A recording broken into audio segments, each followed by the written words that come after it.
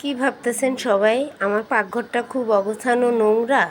আসলে আমার পাকঘরটা দেখতেই এমন, একেবারে অসুন্দর। আমি নিজেই পছন্দ করি না, আপনাদেরকে কি বলবো।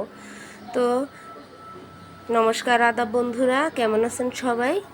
আজকে আবার সবার সামনে ছোট্ট একটা ভিডিও নিয়ে চলে আসলাম। এই যে দেখতে পাচ্ছেন, আজকে রুই মাছের মাথা ভাজতেছি। তেল গরম করে তারপরে একটু হলুদ লবণ দিয়ে দিয়েছি, যাতে মাছের মাথাটা না ফুটে, রুই মাছের মাথাটা একটু ফোটে। যে কোনো মাছের মাথাটাই একটু তৈলাক্ত থাকে আর চামড়াগুলো কালো, এজন্য একটু ফুটে।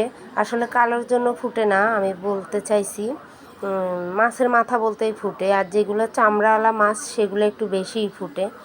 তো এই যে দেখতে পাচ্ছেন আমার মাছের মাথাগুলো ভাজা হয়ে যাচ্ছে, হয়ে গেছে। আমি তেলাপিয়া মাছও ভেজেছি, তেলাপিয়া মাছের একটু তরকারি রান্না হবে, আর রুই মাছের মাথা দিয়ে মুগ ডাল দিয়ে মুগ ডাল না, মাছের ডাল দিয়ে রান্না করব আজকে।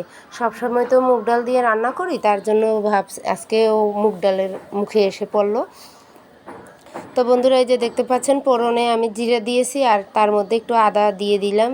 আদাটা বাটা, এই ফোড়নের মধ্যে যদি আপনি একটু আদা দেন তাইলে এর ফ্লেভারটা খুব সুন্দর আসে।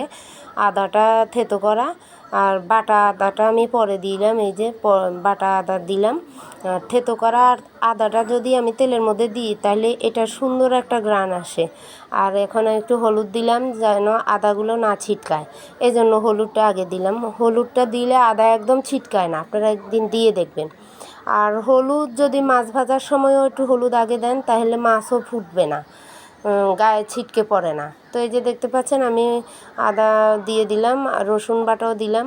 যেহেতু মাছের মাথা মাসকালার ডাল দিয়ে রান্না করবো, এই জন্য আদা রসুন সবই দিচ্ছি। জিরা ধনিয়ার গুঁড়ো, হলুদ তো আগেই দিয়েছি, আর এখানে দিয়ে দিলাম হলো মরিচ। তো আমি লবণটা ডাল সেদ্ধ করার সময় দিয়ে দিয়েছি। এই যে সেদ্ধ করা ডালটা আমি এখন ঘুটে রেখেছি, দিয়ে দিলাম। মশলা কষানোর মধ্যে দিয়ে এখন ডালটাকে ভালো করে মিক্সড করে নেব। আর এই যে মাছের ডালটা মাছের মাথা দিয়ে খুবই মজা হয়েছে, এত সুস্বাদু হয়েছে আসলে ভাবতেই পারি নাই। মুগ ডালের থেকেও বেশি মজা লেগেছে। তো বন্ধুরা, এই যে দেখতে পাচ্ছেন একটু বলক আসুক, তারপরে আমি মাছের মাথাগুলো ওর মধ্যে দিয়ে দেবো। এই যে দিয়ে দিচ্ছি মাছের মাথাটা। যেহেতু ডালটা সিদ্ধ করা, সময় লাগবে না বেশিক্ষণ, আর একটু পরেই হয়ে যাবে। বলক আসলেই আমি কিছুক্ষণ পরে নামিয়ে নেব।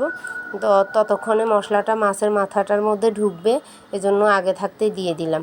তো এখন আমি ঢাকা দিয়ে দেবো, আর এদিকে তেলাপিয়া মাছ রান্না করব। তো বন্ধুরা, এই যে দেখতে দেখতে আমার মাছের মাথা দিয়ে মাছের ডাল রান্না করা হয়ে গেছে।